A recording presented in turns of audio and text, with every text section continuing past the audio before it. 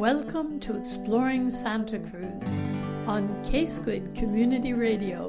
That's 90.7 FM and streaming online at ksqd.org.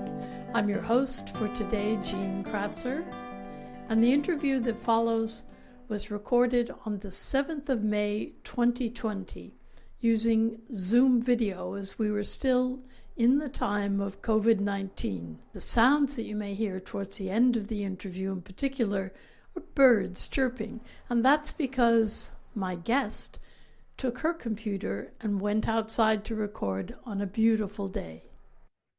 My guest today is Jessica Carrasco. Jessica is a talented, multifaceted artist, teacher, Watsonville community activist, and a new mother. Welcome, Jessica. Thank you. Thanks for having me here, Jean. Tell me, have I left anything out? No, I think you said everything. Okay. Well, let's start then with something that you've become known for, one of the many things, and that's your scholarship. And I'm starting with the scholarship because I think it tells a lot about you and about the way you care about your community. So what is this scholarship? Who is it for? And how do you finance it? The scholarship is called the Born and Raised in Watsonville Scholarship. And the scholarship is specifically for high school seniors who attend Pajaro Valley Unified School District and live in Watsonville or surrounding areas like Calabazas, Pajaro, and Pino Lake.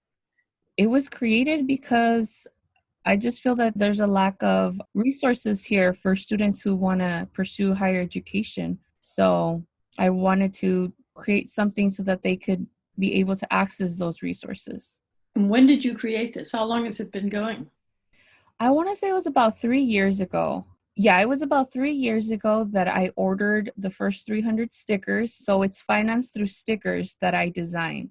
The first one was titled Born and Raised in Watsonville. So it's a sticker with a strawberry plant with the root coming down, and it has this font that says Born and Raised in Watsonville. And I sold 300 of those stickers, and I was able to fundraise the first scholarship for a high school senior the following spring. Now, 3 years later, I have 4 different stickers that are also fundraising for that scholarship. What have you heard from the students who were your early scholarship winners? How has that affected their studies, their life? We've given out one last year.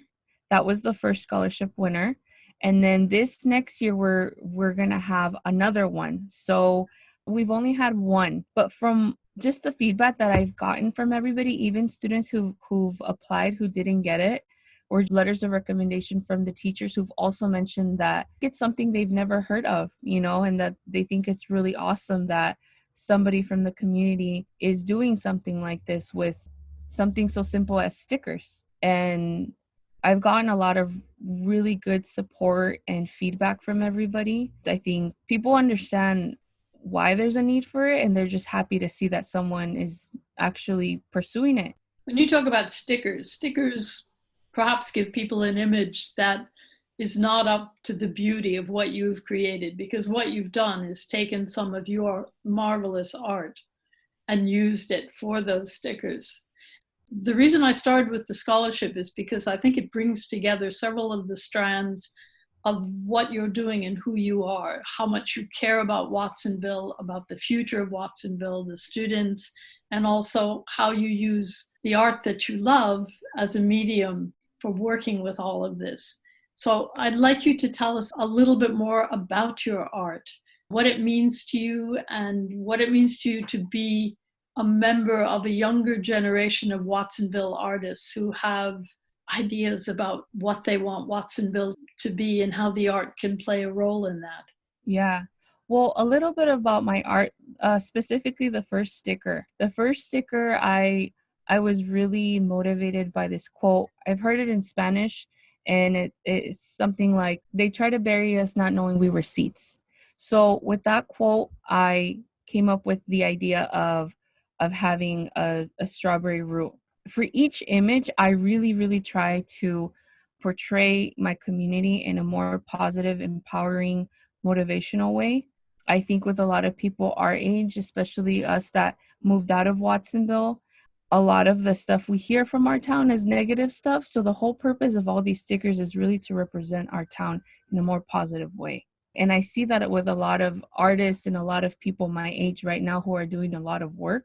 And we're really, really trying to push art as a way to showcase how beautiful this community is and how brilliant it is and how we have a lot of talented, hardworking people here that I think get overlooked and not acknowledged. And I think we're really trying to show that through our art.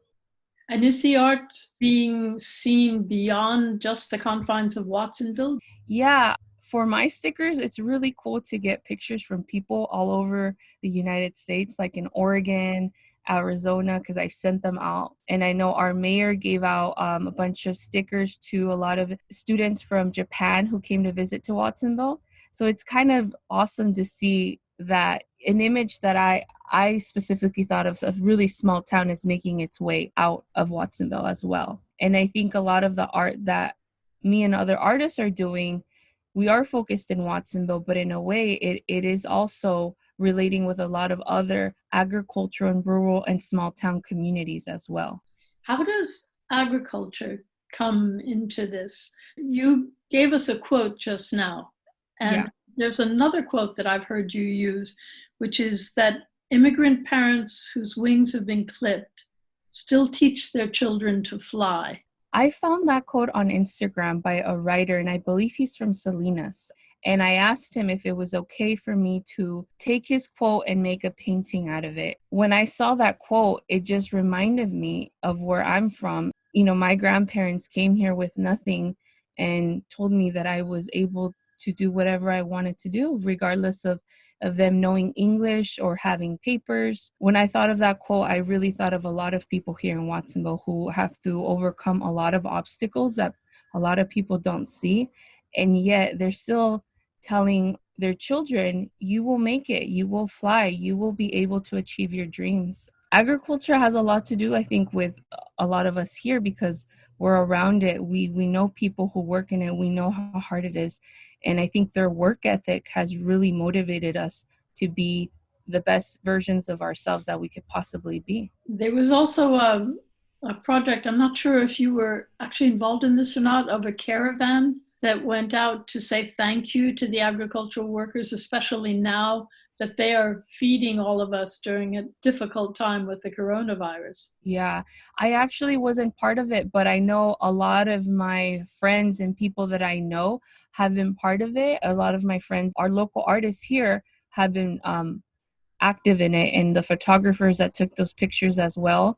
I unfortunately wasn't part of it, but I did see it, and it's so beautiful to see the community coming together and acknowledging all of the workers here. And then it's even more beautiful to see everybody else outside of Watsonville also supporting that and seeing that and giving them the respect that they deserve. You're also a teacher. Where are you teaching and what are you teaching? I am a sixth grade social studies teacher at Lakeview Middle School. This is my first year teaching there, and I love it. I love working with the students. I love teaching them, world history. That's what sixth graders are learning. I love being around youth because they really remind you why I'm doing what I'm doing. And it's a motivating thing to see them every day and to see their skills and their artistic talents and all the knowledge and things that they have, and that keeps me going and wanting to create more things for them to really explore all of those skills and talents that they have. And as a social studies teacher and yet fundamentally an artist, are you able to bring art into the classroom? Yes, I am. A lot of them didn't like it at the beginning, but then it started to become like a routine and they really embraced it. I noticed a lot of the students, even the ones that were not excited about it, really got into it. I would put music and they were just really into their drawings. And instead of just doing stick figures, they were like coloring the whole page. And I think it brings a side of them that they didn't know that was there, Like I tell him, I'm not telling you to be Da Vinci here. I just want you to show me what you picture in your mind of this, or what do you think of this kind of society or this civilization, or draw me the weapons that they use. I try to get really creative with them, and they love it. They love doing it. It's something different. Unfortunately, not all schools have art classes. And I think for them, when they hear an art project or crafts, they get really into it and they really like it. Wow, they're so lucky to have you as a teacher then. Yeah, some of them are very excited. Some of them are still, learning to get into it. But obviously right now we're not physically in. Once they saw their artwork up there, because I would put different art up on my classroom, they started to see what I was talking about. Like, hey, you don't have to be like the greatest artist. I just want you to create what you see, what you feel. And they started to really enjoy that. Are you still teaching during this time on Zoom? Through Google Classroom, I meet with my students. I'm trying to do it twice a week right now. And yeah, we're doing everything online. So it's a change. And how is it affecting the students to be in a situation they've never experienced before?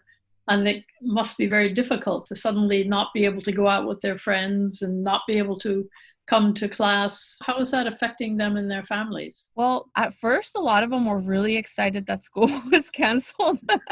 They were really excited. And then I think after the first week or two, they were like, wait a minute, like I think it really started to hit them that they're not going to be able to see their friends or their teachers. And it's really interesting because there's some students who I feel like, oh, they're not going to miss me or whatever. And they're the ones sending me emails saying, Miss Carrasco, I miss you. And you're like, oh my God, what? It changes everything for them. They're not able to see the same people. They're not able to socialize and to talk and laugh and have that communication face to face with not just their friends, but their teachers. And a lot of them have been struggling with it, especially not being able to go outside. And a lot of their parents are still working. They have younger siblings that they have to take care of, and they also have to help out with the schoolwork, or they have to babysit as well. So, they're struggling. They are. And do they fully understand why this is happening to them? Is it something real, or does it just seem like these restrictions are being imposed from the outside for no particularly good reason? Well, I think it varies. Some students really do understand like the seriousness of everything. They're always telling me, Miss Carrasco, stay healthy, stay home, take care of your baby, and they really do understand that it's important to stay home and that we're not just doing it to keep them at home, but there's a reason to it. And then there's other students that, they just want to go outside. But I think a lot of them do understand. I have like a quarantine diary every Friday that I assign to them, and I ask them different questions. I try to ask them questions of how their days are going, try to help them cope or share something wonderful that happened to you this week, even if it's something simple. And at the end, I always say, is there anything you want to tell Miss Carrasco? And a lot of them say, stay healthy, take care of your baby, drink a lot of water, don't forget your mask, stuff like that. So you do see that a lot of them are understanding that it's for a reason that we're doing all this. Has there been much illness in Watsonville? From my understanding, there's only been 2 cases. That's all I've read. And one of them, I think, recovered. Well, that's very good to hear. That's very good news. Tell us about your baby and how that's changed your life. Yes, it's definitely changed my life. It's given me a different perspective in life, I think. Even the last piece that I did for PV Arts, with the quote that you shared, immigrant parents with their wings cut still teach their kids to fly. And it really made me think of my daughter. It made me think of the things that we do for our children and how we're willing to change our whole reality and our whole life to give them a better life. And you continuously ask yourself, what can I do so that you could be the best version of yourself, so that I can support you, I can love you and take care of you. I think that's really motivated even more with everything that I'm doing. It's giving me a lot more strength of the reason that I'm doing what I'm doing. When you think about Watsonville, because Watsonville is a place that you are very much devoted to, where you've grown up and where you live now and where you're raising your daughter, what do you see in terms of changes in Watsonville, the future in Watsonville, I know we're in a difficult time now, but we will eventually come out of this. And so, do you think things are moving in the right direction? Do you think there's a role that your art and the art of others can play in helping it go in the right direction? Or are there things that you're disturbed by? I think Watsonville's changing a lot. I think there is a lot of businesses coming in, a lot of people that want to invest. And I think that's awesome because, we need that. But at the same time, I feel like a lot of those businesses and people that are coming in are not really respecting the community that's already here. And by that, I mean, there's all these things that are being created, but they're not really thinking about the community. Can they afford this? Can they participate?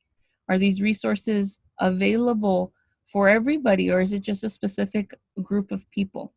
There's a lot of things changing, and my hope is that we can find a way for everybody to participate, not just a certain group, and to also maintain what makes Watsonville, what makes it a very unique, friendly, and tight community. And I hope we could do that. I mean, us artists have been struggling too with bringing art that we think represents our own community. It's been difficult. And I think right now we've been trying to figure out how we can include everybody. And it's been tough. What are these changes aside from new businesses coming in? Yeah, for example, there's this new apartment complex that a lot of us cannot afford. They're beautiful complexes, but we can't afford them. We need housing here. We need affordable housing. So when I see that they're building stuff, that's awesome, but they're not really building it for people like me or for people who make an income like myself, right? Other things that I see breweries coming in, which is awesome, but are they actually employing people who live here?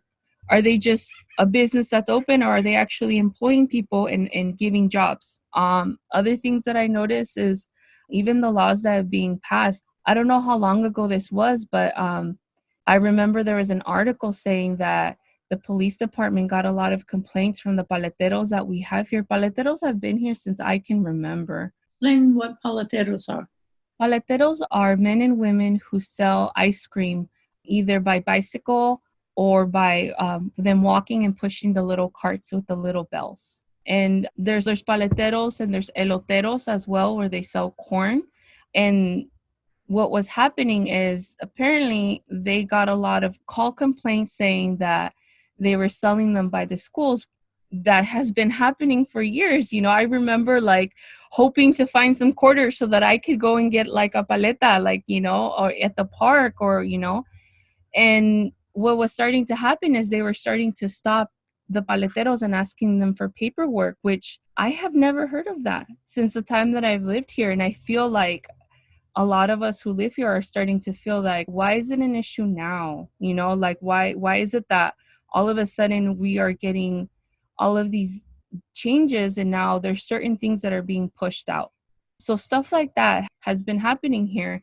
And I know that the police department tried to explain that, there was more of an educational thing, but in a way, it kind of scares a lot of them to actually continue their business. And, they were saying, they just need to get a permit. But are they really thinking about the paleteros who don't have papers? How are they going to get all this documentation? This is how they make a living.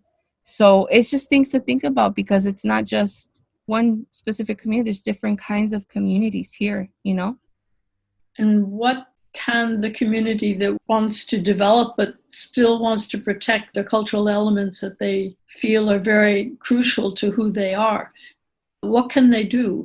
I feel like the way to go is to reach out to the community. I think it's important to understand it and be part of it, not just for a business perspective, but also for yourself, so that you can really get to know who Watsonville really is, That's what you want the people coming in from the outside to do.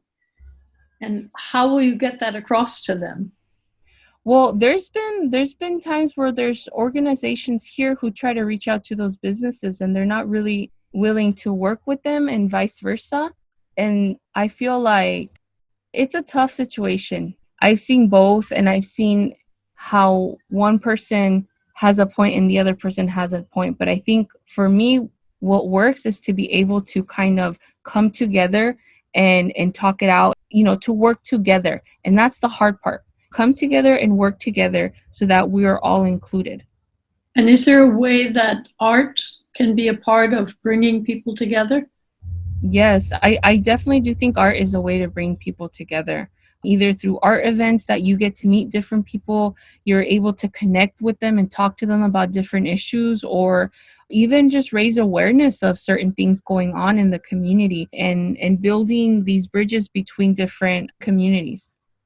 You spoke about an art piece which you created that had to do with the quote about immigrant parents whose wings have been clipped or cut and teaching their children to fly. This is now on display, if only virtually, on computer for people to see. Could you talk a bit about that exhibition and the meaning of it and what it is it's trying to share with people? Yeah, the piece is at PV Arts, the gallery, and PV Arts, for those who are not familiar with it, is Pajaro Valley Arts Gallery in Watsonville. uh-huh. And they have this whole exhibit on campesinos, workers of the land. And what it is this art just showcasing a bunch of different artists who've created these wonderful pieces on farm workers and people who worked on the fields. And they're just these beautiful pieces honoring what they do and respecting what they do and seeing not just the hard work, but how they're human beings and they're wonderful people. And I feel like a lot of the times people don't acknowledge or recognize them. And it's so great to see them in a gallery. Do you think the people who are the subject of these works of art, the campesinos, have they been able to see them? Well, with everything happening, no.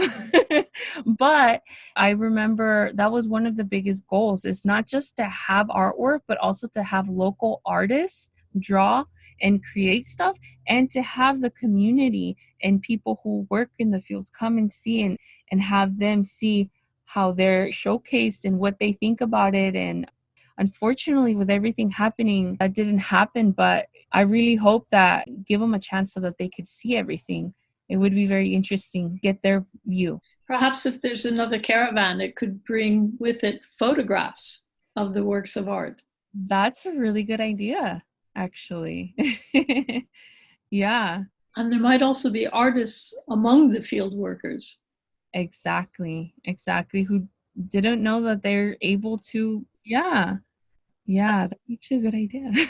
I'm going to note that down. I do remember that this specific exhibit, the Watsonville Film Festival, had partnered up with them, and they had a lot of really good events that were going to bring in people. But unfortunately, with everything happening, it had to come to a stop. It's true that everything is changing, but people also seem to be very creative now in discovering ways to get around those changes in a positive way. Yeah, it's true. I even thought of possibly assigning my students to view the exhibit and give a little report on the pieces they like, just to get them out there, because I don't even think that a lot of them know that they're able to virtually see all of these drawings of here in Watsonville. I wanted to give them an extra credit assignment where they could virtually go and just, pick 3 paintings that you like, tell me what you liked about them, who's the artist, stuff like that. So tell me, is there anything that I haven't asked you about that you would like people to know about yourself, about your art, about your vision for the future? I feel with my art, I feel like everything's been put on hold right now with everything going on. I've been switching over to distant learning and taking care of my daughter. But I think once summer hits and I have more time, I'm really going to focus on doing a lot more painting this year. There was something that you had mentioned to someone else about soccer, women's soccer. Yeah, I really do want to create a piece for a lot of women's soccer players. Why is that? Well, I grew up playing soccer since I was about 8 years old. When I was growing up here, there wasn't a lot of women's teams, so I played in a lot of boys' teams. So as I got older, I was able to find other women who were a little older than me that played, and they were amazing soccer players. And after meeting a lot of them, I started to realize that we all kind of like went through a lot of similar struggles, being that we were women, being that we were Latinas, and we were playing a sport that was dominated by men. You face a lot of sexism, you face a lot of things off and on the field in practice, through, do people support what you're doing? Do they respect it? Do they take you serious? Or are you just there to, look cute or whatever? And I realized a lot of the women that I met, they were hardcore athletes.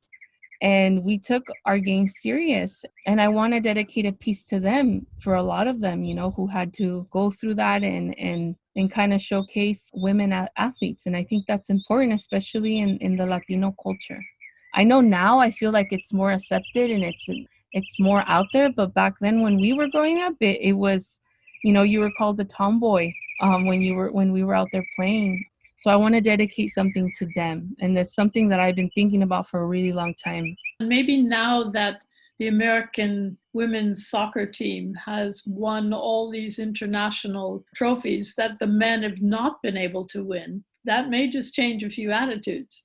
Exactly. They're able to win Olympic medals. And I was talking to somebody a while back and saying, numbers don't lie. They have so many tournaments won, gold medals. There's all these athletic brands that will endorse a lot of the women players more than the men players because they're more known, And it's crazy to think that they're not even getting paid like what they should be getting paid. Maybe in the not too distant future, there will be a women's soccer player from Watsonville on the national team.